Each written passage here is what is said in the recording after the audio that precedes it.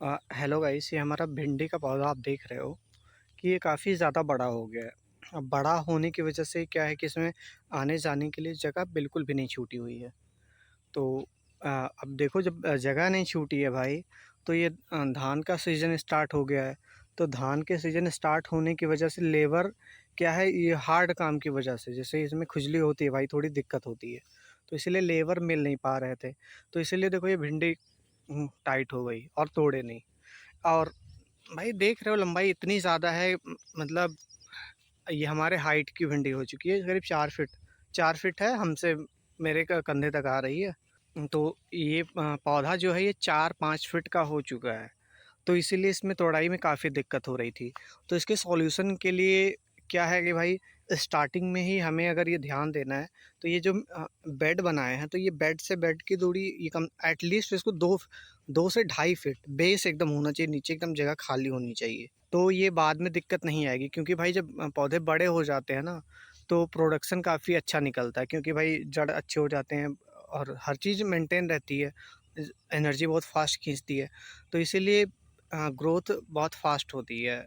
और क्या है कि जब बड़े हो जाते हैं तो थोड़ा हार्वेस्टिंग में यही प्रॉब्लम आती है। इसीलिए अगर हम कि नीचे से वो चीज़ हटा के रखेंगे, गैप ज़्यादा मेंटेन करके रखेंगे, तो वो हमारे लिए बढ़िया है। लेकिन अब हमने इसका क्या करा है, तो मैं आपको दिखा देता हूँ। ये देखो, मैंने इसको यहाँ से हाफ पे कट करवा दिया है। अब यहाँ पे ये मैंने थोड़ा ऊपर से देखो इतना छोड़ के मैंने कट करवा दिया है, कहीं-कहीं थोड़ा-सा ज़्यादा ऊपर है, लेबर का काम है भाई, जानते ही हो। तो कभी-कभी नीचे भी कट कर दिए हैं, लेकिन थोड़ा-सा ये ऊपर करीब 1 से 1.5 फीट ऊपर, 2 फीट ऊपर तक आपको कट कर देना है।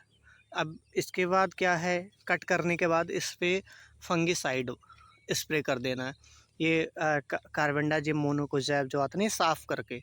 भाई इसमें क्या है कि इस स्टिकर मिला के साफ़ को पूरा अच्छे से स्प्रे कर देना है। अब क्या है, नहीं तो यहाँ पे ये ना यहाँ पे ये फंगस आ जाएगा। फंगस की वजह से ये पौधे सूख सकते हैं। अगर आपने ऐसा कर दिया, फंगस से बचा लिया, तो ये काफ़ी अच्छा इसका यहाँ से काफ़ी सारे देखो छोटे-छोटे निकलने स्टार्ट हो गए हैं। अभी ये मेरा कल ही कटा हुआ, तो इसीलिए अभी इसमें ज़्यादा दिख नहीं रहे हैं। लेकिन इसका मैं आपको फिर से अपडेट करूँगा जैसा होगा। तो भाई ऐसे ही मेंटेन करना। अब क्या है कि ये जैसे थोड़ा-सा बड़ा होगा ना, इतना आ जाएगा हाइट, मतलब एक एक बित मतलब ले लेते हैं 6 इंच, जैसे ही बड़ा होगा तुरंत इसमें से फ्लावरिंग स्टार्ट हो जाएगी। आज अभी 3 जुलाई है, तो 3 जुलाई भाई, अभी क्या है कि बारिश का सीज़न स्टार्ट है। तो मेरा टारगेट है कि अब की बारी जैसे ही अभी क्या है कि अब इसका रेट स्टार्ट हो गया बढ़ना, इसको मुझे थोड़ा पहले ही कट कर देना चाहिए था जब इसका रेट डाउन था। बस अब क्या है कि इसको थोड़ा-सा भाई हम लोग इसे फर्टिगेशन करेंगे और काम हो जाएगा हमारा बढ़िया। फर्टिगेशन में क्या करना है, तो ये जो भिंडी है ना, अभी जैसे आज 3 जुलाई है, 3 जुलाई मतलब ये अब करीब सितंबर में ये इसकी तोड़ाई स्टार्ट हो जाएगी। सितंबर और अक्टूबर और नवंबर, ये 2 महीने हमें काफ़ी अच्छे इसके प्रोडक्शन देखने को मिलेंगे और रेट भी काफ़ी बढ़िया रहता है भाई। हमारे यहाँ क्या है कि ये आराम से 30 रुपए किलो, 20 रुपए किलो तो मिल ही जाएँगे बहुत आराम से, और रेट और हाई भी हो सकता है। ये बढ़िया है। अगर मैं वैसे ही छोड़ देता, तो कुछ दिन में वो पौधे ख़त्म हो जाते भाई। वो हमको कुछ नहीं मिलता, और अभी सस्ता रेट भी चल रहा है, तो इस वजह से हमें भाई कुछ ख़ास प्रॉफ़िट नहीं हो पाता। तो अब इसमें हमें एक चीज़ देखना है कि इसमें हमें फर्टिगेशन कैसे करना है। फर्टिगेशन अभी सबसे पहले क्या करना है कि इसको रोगों से बचाना है, तो रोग सबसे पहले ये साफ़ का स्प्रे करना है, फंगिसाइड। फंगिसाइड के बाद अब इसमें हम करेंगे, नीचे से ड्रिप में चलाएँगे। देखो ड्रिप यहाँ पे पहले से लगा हुआ है, जैसा कि मैंने पिछले वीडियो में आपको बताया था। तो ड्रिप लगा है, तो इसमें हम चलाएँगे करीब भाई 2 केजी पर एकड़ के हिसाब से। तो ये हमारा हाफ एकड़ के करीब है खेत, 0.7 एकड़ के आसपास। तो 1 केजी एनपीके चला देंगे भाई। एनपीके कंपनी वगैरह देख लेना, कैसे अच्छी कंपनी का यूज़ करना। इफ़को का ले लेना, एरीज का ले लेना। भाई घटिया यूज़ करोगे पता नहीं काम नहीं करेगा, तो फिर वो हमारे लिए क्या करना है कि एनपीके 19-19-19 या एनपीके 20-20-20 मिल जाएगा, तो उसको इसमें 1 केजी चला देंगे। और ह्यूमिक एसिड भी इसमें कुछ ऐड करेंगे। जैसे क्या है कि सेल डिवीज़न के लिए वो हमें यूज़ होता है, जो बायोवीटा में होता है सीवीड एक्सट्रैक्ट, सागरिका में सीवीड एक्सट्रैक्ट यानी कि बायोवीटा को आपको इसमें यूज़ करना है। तो भाई 250, हाँ 250 से 500 ml के बीच में, 250 ml भाई मेरे हिसाब से इनफ है। 250 ml ही डाल देंगे भाई, काम हो जाएगा, अभी इतनी दिक्कत है नहीं। 250 से 500 ml के बीच में आप डाल लेना। 500 ml से ज़्यादा मत करना, क्योंकि भाई महंगी भी आती है और इतना पैसा हम लोग लगा नहीं सकते हैं। तो हाफ एकड़ मतलब 0.6 या 7 एकड़ के करीब है ये खेत। तो इसमें हम 250 ml ही यूज़ करेंगे, क्योंकि और भी चीज़ें हैं, ह्यूमिक एसिड भी देंगे। ऐसे तो है नहीं कि बायोवीटा से ही काम चलाएंगे पूरा। तो अभी क्या करना है, पहले साफ स्प्रे करना है, उसी दिन या एक दिन रुक के NPK, फिर 1 या 2 दिन फिर रुक के हम ह्यूमिक एसिड और बायोवीटा का भाई वो हमें लिक्विड वाला लेना है कि वाटर सॉल्युबल रहेगा, पानी में मिक्स होके चला जाएगा। दाने वाले ले लेंगे तो भाई वो ड्रिप हमारा चोक ले लेगा। इसके बाद बायोवीटा के बाद 1-2 दिन रुक के जब ये छोटे छोटे इसके कल्ले निकलने लगेंगे, तो इसमें भाई ये जो उड़ने वाले हरे हरे ऐसे कीड़े उड़ते हैं, रस चूसक कीट, भाई कुछ हरे होते हैं, वाइट फ्लाई होते हैं, जैसे जैसेड होता नहीं है, जैसेड होता है, वाइट फ्लाई होता है। तो इसको बचाने के लिए हम इस पर स्प्रे कर देंगे, सिजेंटा का पैगासस स्प्रे कर देंगे या फिर टाटा मिडा स्प्रे कर देंगे।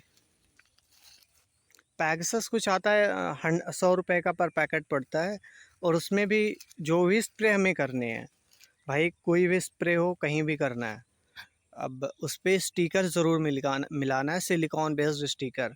थोड़ा सा है भाई, वो 150 रुपये का कुछ आता है, 150 ml, मतलब 1 ml पर लीटर के हिसाब से वो हमारा हो जाएगा, 1 रुपया पर ml के हिसाब से हमारा पड़ जाता है। तो फिर वो ले लेना, उसमें कंजूसी नहीं करनी है, क्योंकि भाई क्या है कि जब वो चिपक जाएगा इस पर तभी वो अच्छे से काम करेगा। तो इसमें कंजूसी नहीं करनी है। स्टिकर भाई जो भी स्प्रे करना, आप NPK स्प्रे कर रहे हो, ह्यूमिक एसिड स्प्रे कर रहे हो, प्लेनोफिक्स स्प्रे कर रहे हो, कोई भी चीज़ स्प्रे करनी है तो उसमें ये मिला ही लेना है। और कंजूसी के चक्कर में शैम्पू मत मिला लेना क्लिनिक प्लस।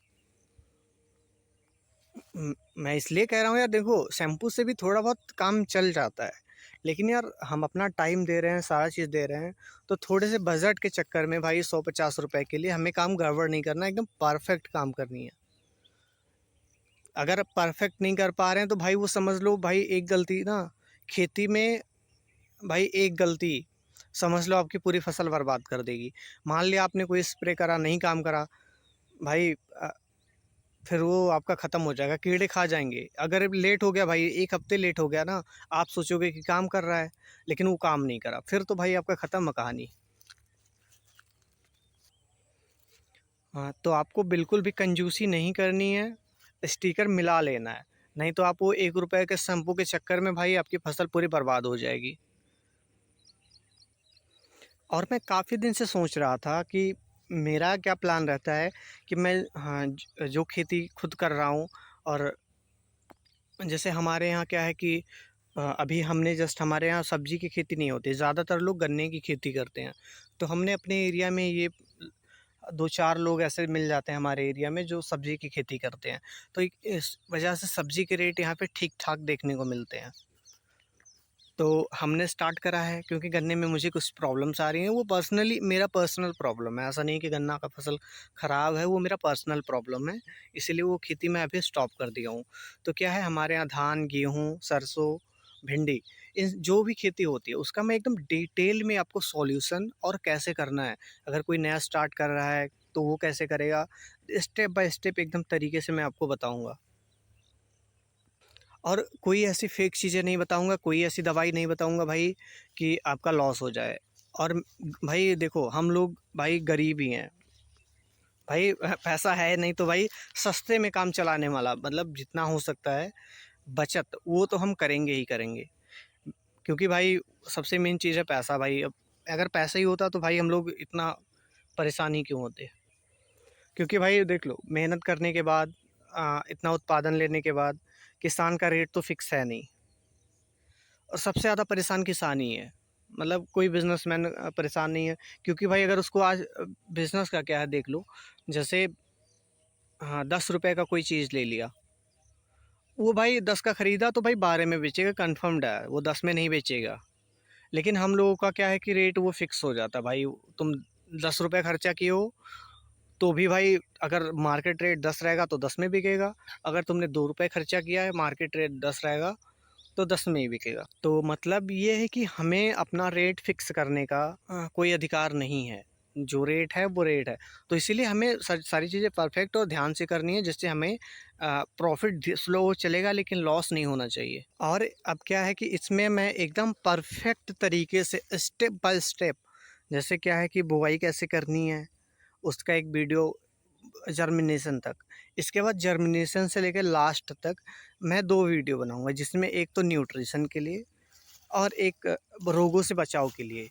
ये दोनों वीडियो का मैं एक कंबाइंड करके एक मेगा वीडियो बनाऊंगा, जिसमें सारी डिटेल्स दी हुई होंगी, और उसका मैं लास्ट में एक पीडीएफ में या पीएनजी में दे दूंगा शेड्यूल।